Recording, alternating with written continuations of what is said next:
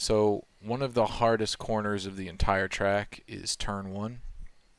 Turn one's a pretty nasty little hairpin here, uphill and kind of blind. So pretty much you just got to trust where you're braking, and then you have to make sure that you're braking while turning here and not locking up. If you lock up going up this hill on the turning while braking, you pretty much just instantly go wide and you scrub tenths off. So you just need to make sure that you're hard braking until you actually start to turn, and you're just aiming for the apex as soon as you can see it. So we're going to go up here, brake here, and luckily on this run we definitely hit the apex pretty well.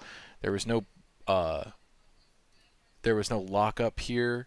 I was pretty smooth on the brakes coming off and just giving myself enough to get by. And I get a good exit coming down the ramp here, so I'm already about 600s up. So now we're coming up to the S section. So this is kind of similar to Silverstone. I find it a lot more difficult than Silverstone because of the end. But basically on these S's, you're just going to be as smooth as possible. In the first two turns, you don't have to brake or really let off at all. You just got to make sure that you come out as wide as you really can for the actual first braking part. So we're going to come down here and we're going to get off. We're going to downshift and get off the gas here and go about half brake and make sure we kind of stick somewhat close to that curb. And we need to get back on the power as soon as possible.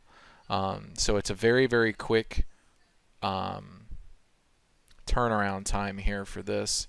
Like once we're on the brake, we're right off and back up to full gas, because we have a nice wide follow-up corner to that. If we go through this, this is a nice wide follow-up, and you can kind of carry a bunch of speed in here. And we're going to do another like about half brake to and a downshift to kind of get your car pointed back here. And you really, really want to take this right and hit this curb a lot so that you can get wide for this difficult, slightly harder braking and wider turn. And then you're instantly on the gas again. So back from here again, taking this, you're instantly kind of on the gas, and then this is the hardest one. This is the widest corner of the set. Coming up here, and on this one, I like to brake nice and early, pretty hard on this, and then kind of coast around the apex in fourth gear. And then the exit to this, in my opinion, is the hardest part of the track. I'm sure if you're running enough downforce, you can pretty much gun it from here and take the rest of this right and down through the left over the curbs pretty much flat, but I can't. I don't feel that comfortable, so this is kind of like the Baltimore knot from The Wire. This corner, you can do it a bunch, and I kind of do it a little bit different every time, the Baltimore knot. And I like to just feel how wide I am here and how much speed I have and figure out where I can be on the accelerator. And depending on the line I take and how much curb I'm taking, it really alters my my throttle. So like here, I'm just kind of feathering it till I get through and straight, and then I punch it. That's a big, just like the final turn of the track, that is big time spin bait right there. Because there's a lot of elevation change, and there's a lot of, it's an acceleration zone, you're turning, and there's curb. There's all the different factors that could possibly upset your car all at once, so just be careful going through there. It's a big challenge. Coming down to here, we're just going to do a seventh gear hairpin turn.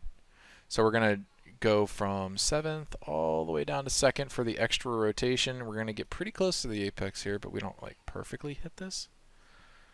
But we make sure that when we're on the brakes here, we're not slowing to a crawl, because this hairpin is wide enough on the exit that you can carry a little speed. So make sure that you're carrying something. And then what I like to do here is definitely a short shift. So when I get up into 3rd here and I start going smoothly onto the accelerator, my revs don't reach, the screen. I don't let it go onto the screen here before getting into 4th, and then I completely hammer it. So just that's for these long straightaways off of hairpins. I feel that short shifting in this game just gives me more time, so I don't like going high up into third gear unless, I feel at that one specific run. So here we're about 3/10 up on our best. Got a really good run down the straight here because of the good exit, even though we're running slightly more downforce than the previous best run. And we got yet another hairpin corner. We hit the apex fairly well, not perfectly. So let's go back here and take a look. So this is obviously an 8th, and I go down into second here, I believe. No, I stay in third. You can go down into second here for the extra rotation, but since I was pretty much on the apex, I don't think I needed it, the extra. But you can feel free to take more of this curb. Obviously, I barely touch it, but you can put your left tire on this orange side and cut this more if your braking allows you to. So you can carry speed and you can cut this pretty well to shorten it. I just didn't brake perfectly enough to take care of it. This is a little bit of a spin zone, but not that bad because you're going to be going pretty slowly, and you're still kind of turning. And just be careful getting on the accelerator. I do another short shift here. I don't actually see my revs in third gear. When we get on the gas here, it's nice and smooth, and once I punch it, I'm up into fourth, and you don't see my revs. Here, just the only thing you should be thinking here is hitting the apex. So just turn nice and easily. Just make sure that you get in through that smoothly. I do it in second just to make sure I'm rotating towards this a lot of the time. Second or third. This is all feathering the accelerator out of this.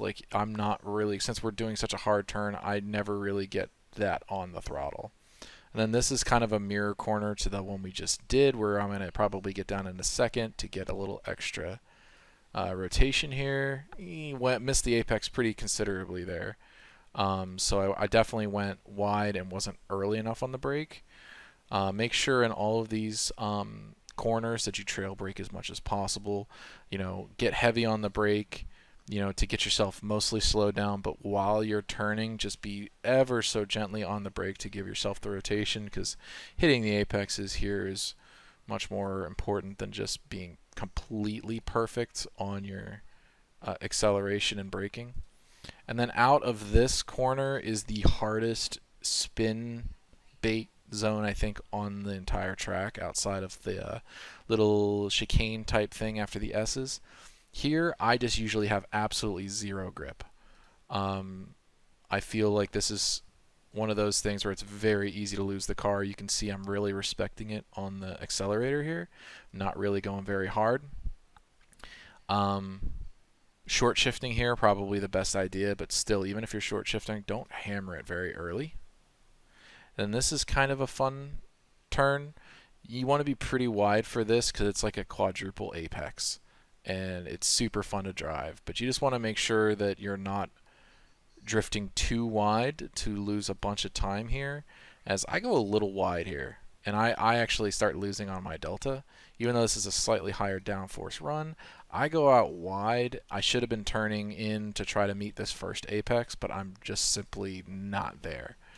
So by the end of this, I'm scrubbing a bunch of speed, and I actually make it up here in this corner because I lost a lot there. So you want to stay very, very wide here. This is actually it seems like a pretty easy corner, but the problem is where you end up on the exit. It's just a nice little, half braking, 2 downshift corner, high speed that you kind of see at a lot of tracks. And the apex is pretty easy to cheat on. You can cheat this pretty well, but it's very easy to drift wide here. And you see, I drift pretty wide, and I almost invalidate. You want to carry a bunch of speed through it, but you got to be very, very careful not to, 1, drift too wide to invalidate, or 2, accelerate too hard on those curves, because you could bottom out and you could do a lot of damage. Then obviously we're back to the final corner, which we judge pretty well here, and we actually gain about, I don't know, a tenth and a half right there on the end of the lap. So a little bit of a scuffed lap with the big long 4 apex corner and a couple other spots where we missed the apex, but in general, that's how you should be approaching Cota.